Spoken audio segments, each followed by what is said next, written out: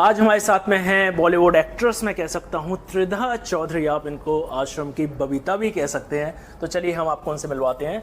हमसे जुड़ने के लिए बहुत बहुत शुक्रिया आपका। थैंक यू तो नहीं बोलूंगी, जपना मैं करी सिमरन कीजिए, जपना जपना। और मैं यही कहने वाला था कि आपको तो लोग अब हाय हेलो नमस्ते ये सब छोड़ के जपनाम कहने लगे होंगे, मुझे ऐसा लग रहा है। एग्जैक्टली ऐसे ही होता है। मैं कहीं भी जाऊँ, सबसे तो बेहतर होता है कि एयरपोर्ट की सिक्योरिटीज बोलो, या फिर जैसे मैं अभी रिसेप्शन से पास कर रही थी, सब बस ऐसे करते। तो ये नमस्ते से ना भी पूरा एक कल्ट हो चुका है जपना। अब एक चीज बताइए, आप ये फाइनली सीरीज रिलीज हो चुकी है। यस। और इसका जब टीजर फर्स्ट टाइम आया था, ये रिलीज हुआ था, तब आपको कैसा क्या लोगों का रिस्पांस मिला? फाइनली रिलीज हो गई, तो अब आपके कैरेक्टर को लेकर क्या लोगों के रिस्पांस, क्या कहूँ मैं, फीडबैक आ रहे हैं? अभी आप मुझे जैसे देख रहे हो, मैं ऐसी दिखती हूँ, हमेशा ऐसी दिखती थी, लेकिन अगर एक ज़बरदस्त एक कैरेक्टर आप परफॉर्म करोगे तो उसके लिए बहुत कुछ करना पड़ता है, चाहे आप वेट पुट ऑन करो, लूज करो। तो अभी मैं किसी और किरदार के लिए प्रिपेयर कर रही हूँ, इसलिए मैं भोपाल में हूँ शूटिंग के लिए। बट आश्रम के बारे में बात करेंगे तो मेरे पास मैसेजेस आ रहे हैं, मेल्स आ रहे हैं, ईमेल्स। मुझे इतना प्यारा लगता है कि जब लोग ईमेल्स लिखते हैं और बोलते हैं कि बबीता मैम आपने ना बहुत हौसला दिया हम सबको। मुझे एक गाना याद आ रहा है त्रिधा को देखकर, आजकल मेरे पाँव जमीन पर नहीं ठहरते। मैं गा दूं? आजकल पाँव जमीन पे ना ना ना ना ना ना ना, इसकी आगे लिरिक्स मुझे नहीं आते। मुझे ऐसा लग रहा है कि एक्ट्रेस के अलावा त्रिधा को सिंगिंग में भी ट्राई करना चाहिए। आवाज़ तो आप सुन चुके हैं इनकी। चलिए हम इनकी सीरीज की तरफ आते हैं। जब ये सीरीज आपको फाइनली मिली थी, मैं सीजन फर्स्ट की बात करूं, तब आपको पता था कि ये सीरीज इतनी बड़ी हिट होगी? क्योंकि उस टाइम मुझे लग रहा है कि ओटीटी प्लेटफॉर्म की जस्ट शुरुआत ही हुई थी, मुझे ऐसा लग रहा है। अच्छा, ओटीटी प्लेटफॉर्म की शुरुआत तो बहुत पहले हो गई थी रियलिस्टिकली, लेकिन फिल्म मेकर्स ओटीटी में आके जो कमाल उन्होंने किया, जो बल्लेबाजी उन्होंने की, ये चौका नहीं छक्का नहीं, ये तो मतलब कुछ और एक नया एक एंगल मिल गया सबको, है ना? तो I guess everybody is just banking on it. और मुझे भी वो अपॉर्चुनिटी मिला, प्रकाश झा ने, श्रुति महाजन जिन्होंने कास्टिंग की है, एक ज़बरदस्त कैरेक्टर लिखा, एक कास्टिंग की। और सीरीज़ ना कास्टिंग से बनती है, एक कैरेक्टर से नहीं, तो आप एंसेम्बल जब देखोगे उसी से बनती है। So yes, I knew it's going to be a super duper hit. Babita ने त्रिधा को काफी पीछे छोड़ दिया है, क्योंकि त्रिधा बाद में, अब बबीता सबसे पहले लोग बबीता नाम से जानते हैं। कितना सही हूं मैं? इनफैक्ट मैं आज जब शूट कर रही थी, मैं किसी और किरदार के भेष में थी।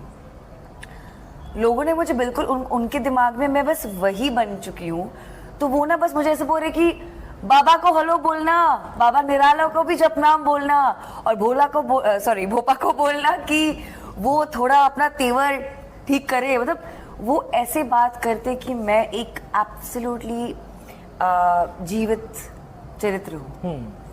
अब दोनों में से किससे अच्छी बॉन्डिंग है, भूपा स्वामी या तो बाबा निराला? निराला बाबा या बाबा निराला? बाबा निराला। बाबा निराला। हाँ। भोपा स्वामी जो कि चंदन रॉय सान्याल ने प्ले किया है, एंड वी नो।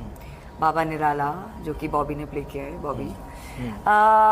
किनसे अच्छी bonding? Chandan is a Bengali, और हमारी जो फूड पे बॉन्डिंग होती है, मतलब दो बंगाली अगर आप दोनों को साथ में जोड़ दोगे एक रूम में, तो पोएट्री, लिटरेचर, म्यूजिक, मतलब फिल्म के अलावा हम सब कुछ ही बात कर लेते हैं। पर त्रिधा, ऐसा नहीं हुआ कि तूने सीरीज में मेरे साथ ऐसा किया, चल तुझे मैं बिहाइंड द सीन बताती हूँ, तू कैसा है, ऐसा कुछ हुआ? लड़कियों में यूजुअली होता है। I mean it's very common. I think हम लोग जब एक्ट करते, हालांकि एक मैंने स्टडी किया है कि दो औरतें जब सेट पे होती है, ऐसा नहीं कि किसी ने उनके दिमाग में डाला कि वो आपके बारे में कुछ बोल रहे हैं, वो ना उसने ये कुछ देखा और नोटिस किया आपके बारे में। कोई चुगली नहीं करता है, हम आपस में ऐसे सोचने लगते हैं कि शायद उसने कुछ बोला होगा, और पहले बोलने से पहले हम लोग ऐसे स्टिफ हो जाते हैं। तो मुझे लगता है कि बहुत सारे फीमेल कैरेक्टर्स थे, मैं बहुत मसाला देखती थी वहाँ पे। हालांकि बॉबी देओल के साथ आपकी जो केमिस्ट्री है, हेट केमिस्ट्री, काफी हेट केमिस्ट्री कहूंगा, काफी शानदार लगी। हिट और hate HATE, hate chemistry. Hate and hit HIT दोनों में इंक्लूड कर देता हूँ। अच्छा। जी, तो बॉबी देओल एक सीनियर एक्टर मैं कहूँगा, है ना, तो आपके काफ़ी उनके साथ बोल्ड सीन्स भी हैं। तो आप कितना मतलब ऑन द सेट जब आपको फाइनली स्क्रिप्ट पता चला कि बॉबी देओल के साथ इतने इंटीमेट सीन करना है, तो मतलब आप एग्री थी कि अब भैया कर लो? सच बताओ तो ये बॉबी देओल हो कि वरुण धवन हो कि कोई भी हो, it's not easy to kiss on screen. आप किसी हॉलीवुड एक्टर से भी पूछ लोगे, ये कभी ईजी नहीं होता है। एक फाइट सीक्वेंस भी हो जो भी हो, क्योंकि रिहर्स तो करना होता है कैमरा एंगल्स के लिए, बट एक इंसान जिसके साथ आपकी कोई इंटीमेसी नहीं हो, कोई रोमांटिक फीलिंग्स नहीं हो, बट ऐसे एकदम प्रॉक्सिमिटी, जैसे ये माइक है, इसके इतना करीब आके बट फीलिंग्स देना, that is acting. No, that is acting. It is not that an actor plays with real feelings. एक अच्छी एक्टर की गुण वही है जो वही ढोंग एकदम सीमलेसली दिखा पाए स्क्रीन पे।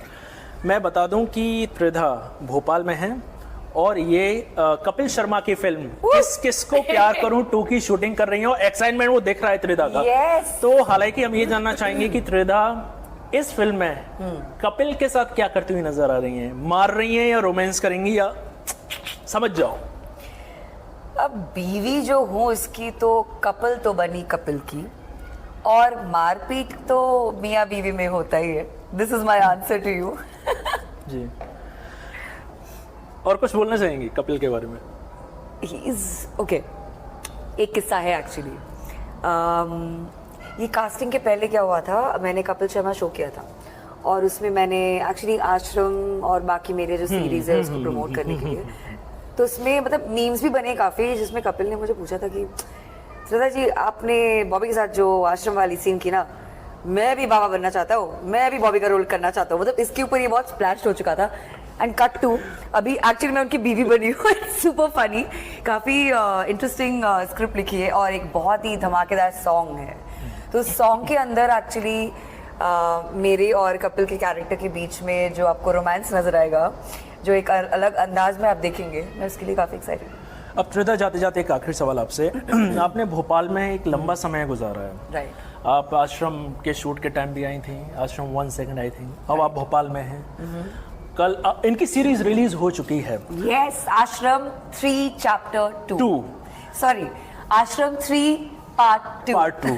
तो ऐसा कुछ मोमेंट भोपाल का हो जिसको आप दुनिया के किसी भी कोने में हो, चाहे आप घर में हो, आप वो याद करती हो, यार भोपाल में वो किस्सा है, इसको मैं ऐसा कुछ हुआ था? काफ़ी तीखा खाना खा लिया था एक बार मैंने रियलाइज़ नहीं किया था, क्योंकि मैं खाने की बहुत शौकीन हूँ। तो ऐसे शूट चलेगा जो भी होगा, मैंने इतना तीखा मैंने खाना खा लिया था कि मैं सब कुछ भूल गई थी। एंड इट वाज लाइक मेरे कान, आँख, मतलब मेकअप पर्सन को दोबारा मेकअप डालना पड़ा था। उसके बाद तो सब कुछ ठीक था ना? हाँ, उसके बाद मतलब मैं वो तीखी वाली गली में घुसती नहीं दोबारा। अच्छा, एक इंसिडेंट हुआ था, अगर आपको पता हो, 2 साल पहले आई थिंक सीजन 3 के टाइम विरोध हुआ था भोपाल में। उस टाइम थी आप भोपाल में? नहीं, उस वक्त एक्चुअली मैं नहीं थी। नहीं थी? नहीं, मुझे पता है, मुझे याद है। बदलाव का समाज है और समय है जहाँ पे जैसे हम फिल्म से OTT से फिल्म, ऐसे बदलाव आ रहे हैं। और नेचुरली बहुत लोगों के तर्क वितर्क में भी वो शायद बहुत कुछ चीज़ें पसंद करते हैं, नहीं करते। It's up to person I think and human. So I don't think मैं कंट्रोवर्सी में घुसूंगी। बट आर्ट क्या है ना, आर्ट में इतनी कंट्रोवर्सी और पॉलिटिक्स नहीं घुसना चाहिए। It's about that, it should be freedom, this matter of awareness. किसी का दिल दुखाने के लिए आर्ट नहीं बनी है। हम नहीं चाहते कि किसी को भी इससे दुख पहुंचे, ऐसा नहीं है किसी का भी इंटेंट। त्रिधा, हमसे जुड़ने के लिए बहुत बहुत शुक्रिया। Thank you. तो ये थी हमारे साथ आश्रम 1 2 3 नहीं, आश्रम सीजन 3 पार्ट 2 की एक्ट्रेस त्रिधा चौधरी, जिन्होंने अपने फिल्मी करियर और आने वाले प्रोजेक्ट्स के बारे में हमसे खुलकर बात की। कैमरामैन राजू वाथम के साथ सुमित, NDTV।